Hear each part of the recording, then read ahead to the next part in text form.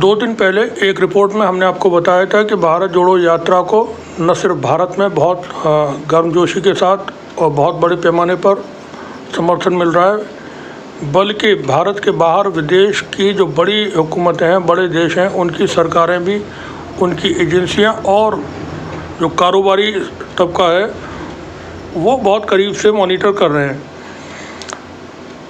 आज एक बड़ी खबर है जिसमें स्वीडन की कंपनी ने अडानी ग्रुप से लड़ाकू विमान बनने का समझौता रद्द कर दिया है।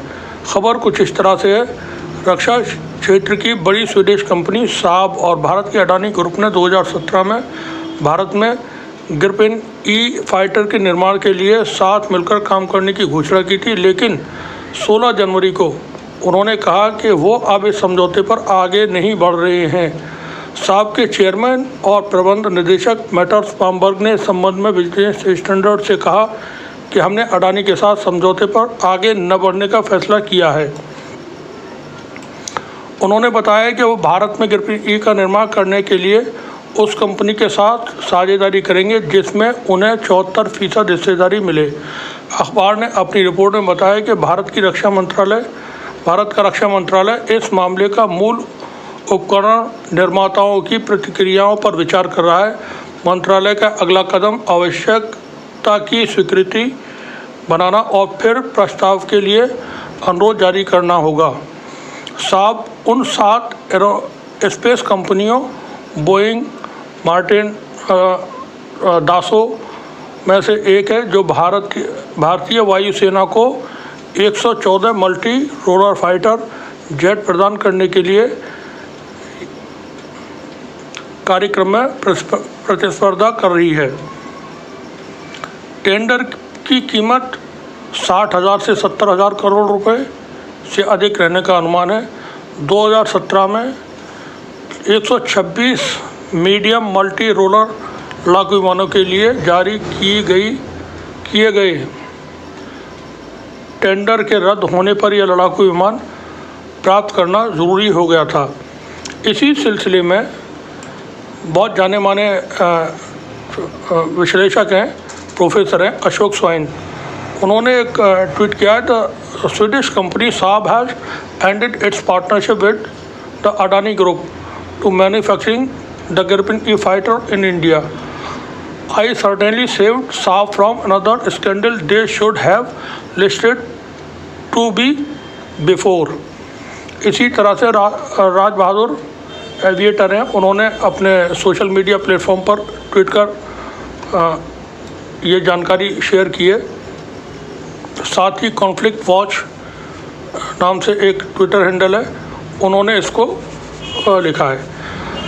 बिजनेस स्टैंडर्ड एक बहुत जाना माना एक अखबार है जिसमें अजय शुक्ला ने पूरी रिपोर्ट ये छापी है।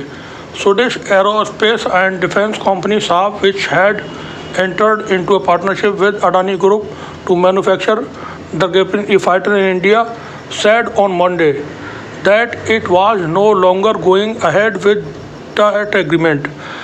मतलब यह कि अब अडानी साहब के साथ जो स्वीडिश की कंपनी है जो भारत में रक्षा उपकरणों को मैन्युफैक्चर करने वाली थी, उसने अपना यह समझौता ख़त्म कर दिया है। ये तमाम चीज़ें जैसा हमने पहले कहा कि भारत जोड़ो यात्रा का जो असर है वो केवल भारत में नहीं, भारत के बाहर भी देखने को मिलेगा। जिस तरह से महात्मा गांधी जी ने आज़ादी की जंग भारत में रहकर अंग्रेज़ों के ख़िलाफ़ लड़ी थी, वो गांधी सिर्फ भारत तक सीमित नहीं रह गए। गांधी को पूरी दुनिया ने एक आइडियल और एक हीरो के तौर पे लिया और आज तक हमेशा मानते हैं उनको। इसी तरह से भारत जोड़ो यात्रा का प्रभाव बहुत जगह पर बहुत सारी चीज़ों को लेकर देखने को मिलेगा आने वाले समय में।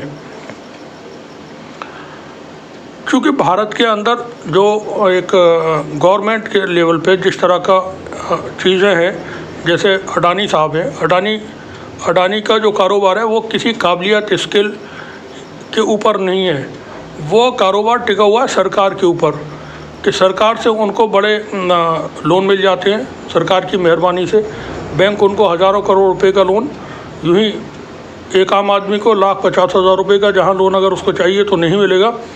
और उस आम आदमी से रिकवरी भी इतनी बुरी तरह से बैंक वाले करते हैं कि 2, 4, 5 हज़ार रुपये के लिए उसकी सार्वजनिक उसके घर के सामने खड़े होकर के उसकी बेइज्जती करते हैं।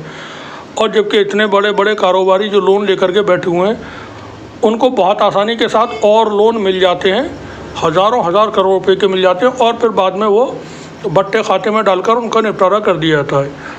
तो अडानी का जो कारोबार है वो उनकी किसी स्किल के ऊपर नहीं है, कोई उनकी काबिलियत के ऊपर नहीं है, वो सरकार से उनके तालमेल के ऊपर है। अब जिस तरह से ये एग्रीमेंट फ़िलहाल कैंसिल हुआ है,